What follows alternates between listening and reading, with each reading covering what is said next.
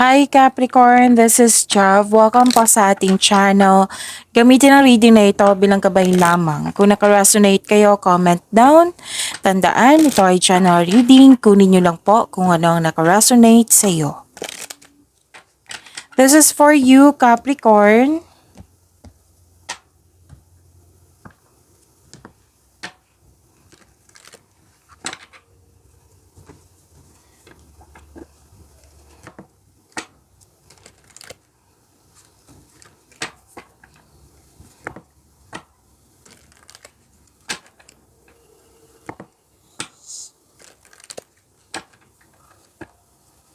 Para po ito sa iyo, Capricorn.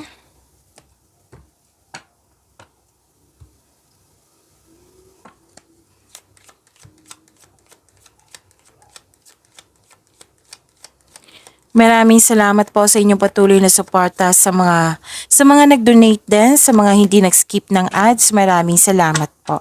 Sa mga hindi pa nag-subscribe, subscribe na po kayo at click bell notification para malaman nyo na may bago tayong video.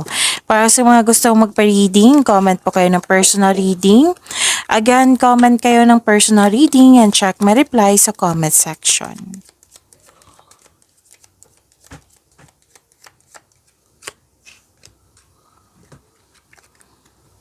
Capricorn, may travel si Capricorn or bibigyan mo ng aksyon yung matagal mo ng plano.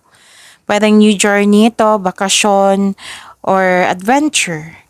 At nag-research, oo, pwedeng nagbabasa kayo ng libro o sa internet para may makuhang learnings or clarity.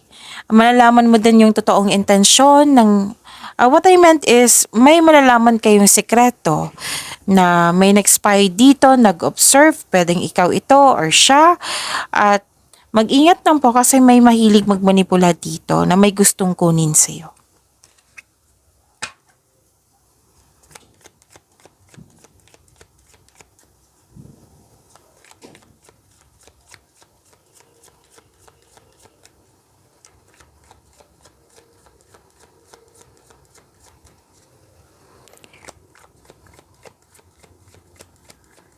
Energy ni Capricorn.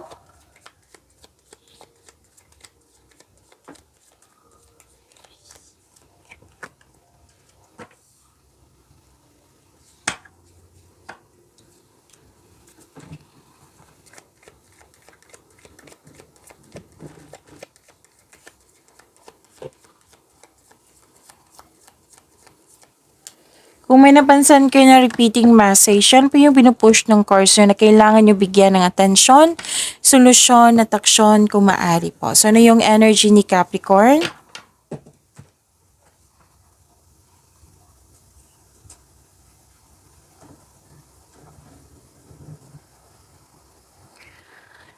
Nakita ko dito na you're very inspired, naging creative kayo, busy kayo.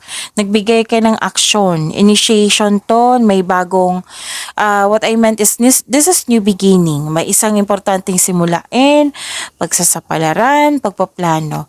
Posibleng may isang goal na parating or di kaya isang situation or opportunity na magiging inspired ka. Okay?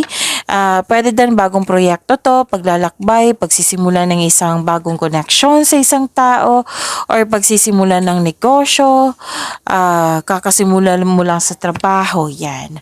So this card asks you to stay open sa mga signs ng bigay ni universe and take action kayo and take action when they appear.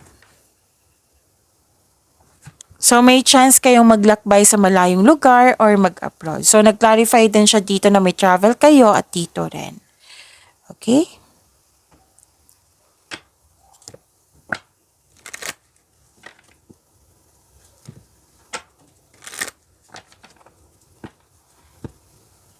Nakita ko rin dito na nagkaroon po ng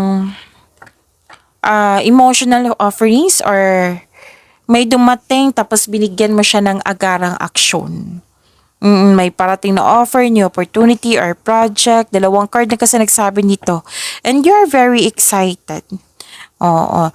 Tapos isipin niyo po daw yung inspiration mo sa buhay para ma-enjoy mo yung mga ginagawa mo.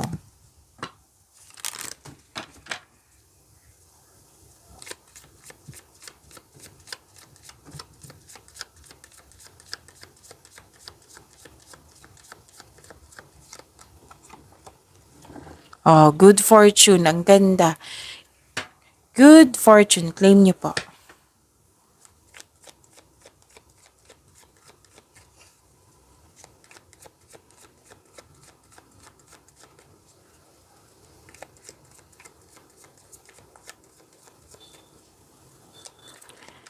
Career and money ni Capricorn.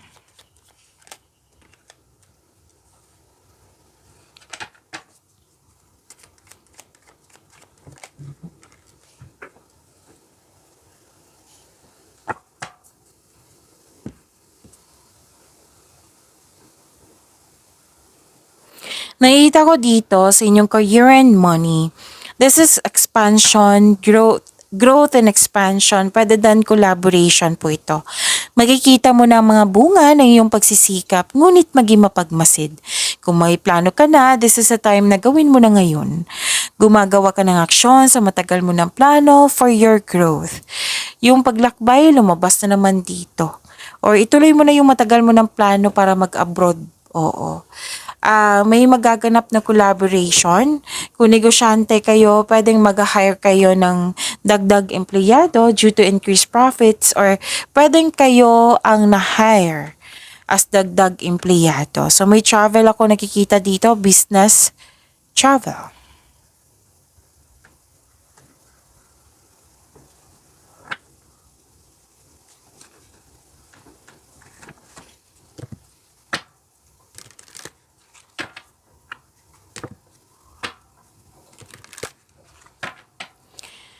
Okay, nagkaroon ng conflict dito, pwedeng sa schedule or conflict sa isang tao kasi may toxicity din ako nakikita dito. Maginig po daw kayo sa inyong intuition kasi it will guide you away from toxicity, toxic person, toxic place.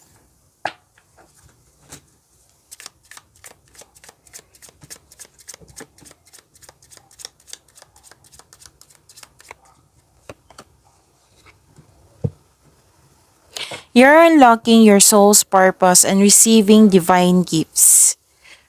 Focusing too much on the material world at the expense of the spiritual world.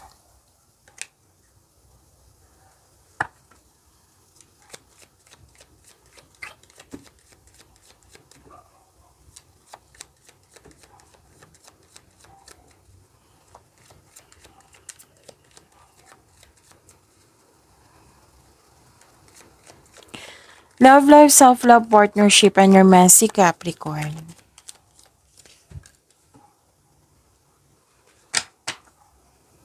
Okay, kunin ko na to.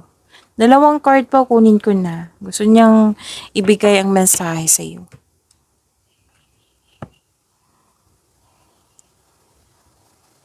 May nakita ko dito na sunod na tradisyon. Any kind of Pinoy na tradisyon na sunod. Pwedeng kasal, pwedeng pamunikan, any kind of pwede din board exam, basta may Pinoy na yung tradisyon nating mga Pinoy o nasunod po. Okay. May kasal nga ako nakikita dito. Oh. Nakikita ko rin dito na nagkaroon po ng para sa mga single, may parating na bagong tao na stable na sa buhay. Sa mga may relasyon sa buhay mag-asawa, kayong dalawa ay matured enough na, loyal sa isa't isa, both of you are taking an action para magkaroon ng stability sa inyong connection. Upang may palago pa inyong relasyon, babala lang po sa ego clashing.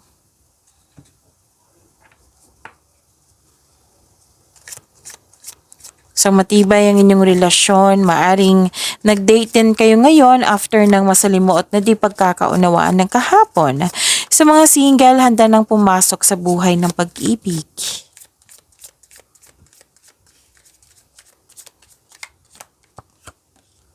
Adventure. Seek adventure together. It adds excitement to your journey. Pag-imanin niyo po yung blessing sa binigay sa inyo. Capricorn, see you tomorrow. Maraming salamat po.